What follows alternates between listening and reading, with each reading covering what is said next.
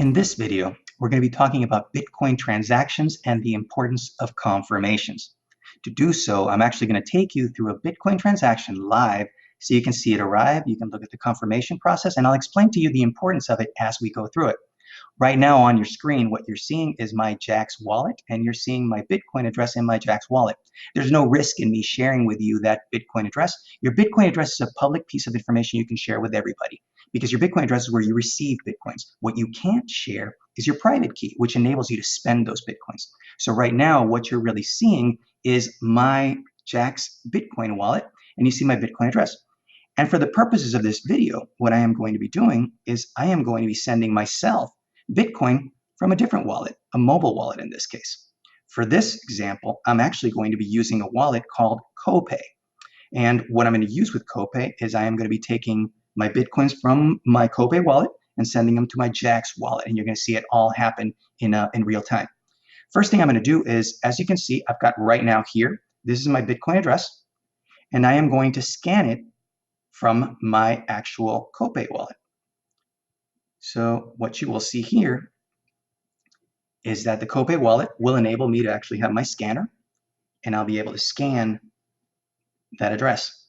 So right now, my Copay wallet has my Jaxx wallet address ready, and I am ready to send some Bitcoins to it. The next thing I need to do is check to make sure that the Bitcoin address on my Jaxx wallet matches the Bitcoin address on my Copay wallet. The last thing you want to do is send Bitcoins to the wrong address because Bitcoin transactions are non-reversible. So if you make a mistake, you sent it to the wrong address, you can't take that back.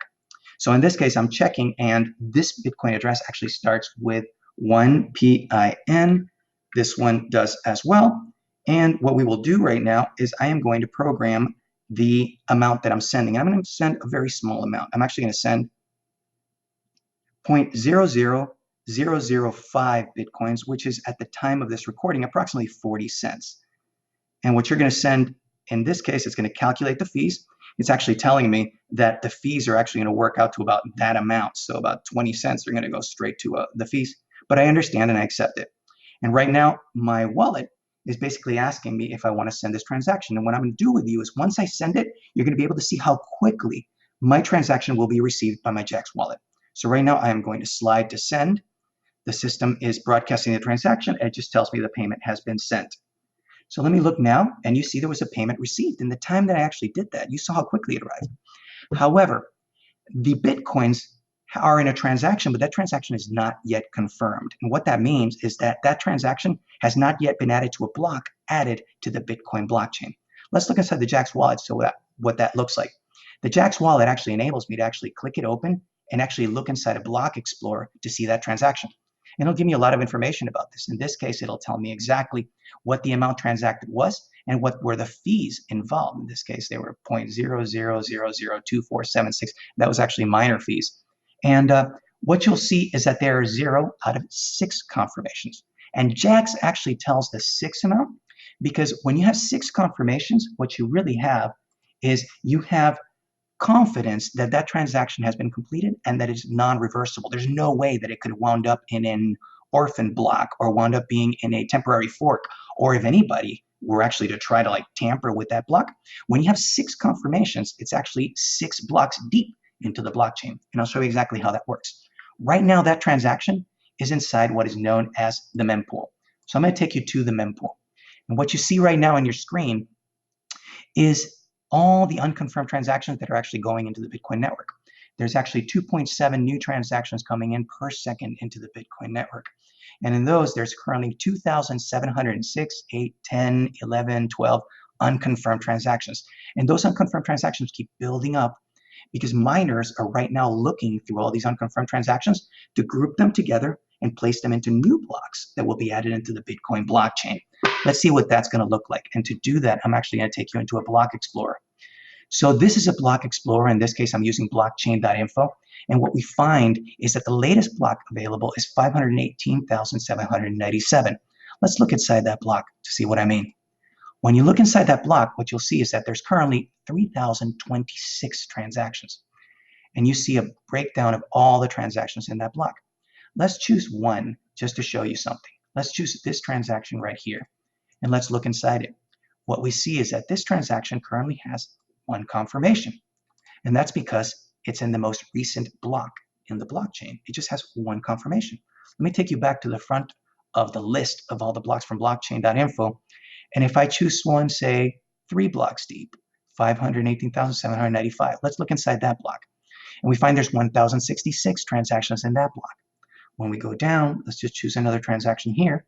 What you'll find is that that transaction has 3 confirmations, because so far it had the initial confirmation from the block it was in, then there was a new block created on top of it, and then there was another block created on top of it. So it has 3 confirmations.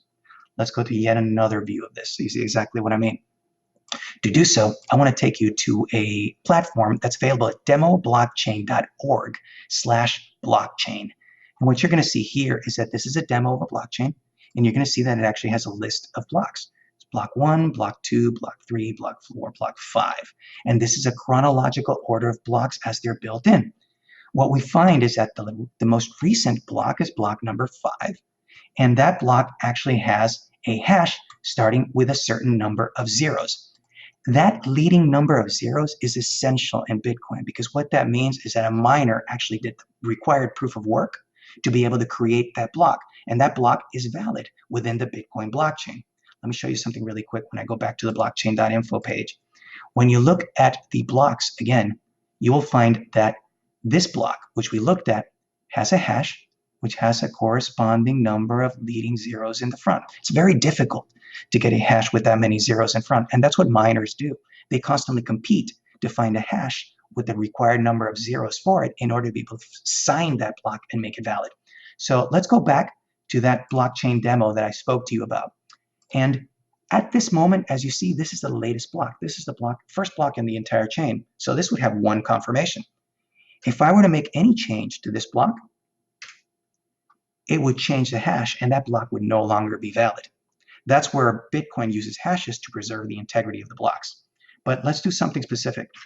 Let's say that I don't have just one confirmation. I have a transaction that's 3 confirmations deep, right? Which would be in this block.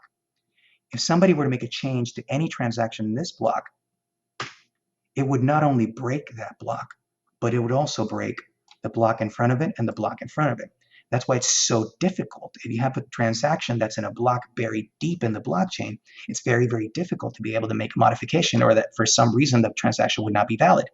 Because not only would the miner have to recreate this one block, that miner would have to remine this block, then remine the following block, and remine the following block, and there would just not be enough time, because new blocks are created on average approximately every 10 minutes. And that is why having a minimum of 6 confirmations whenever you accept a Bitcoin transaction is so important, and how Bitcoin confirmations work in the Bitcoin blockchain.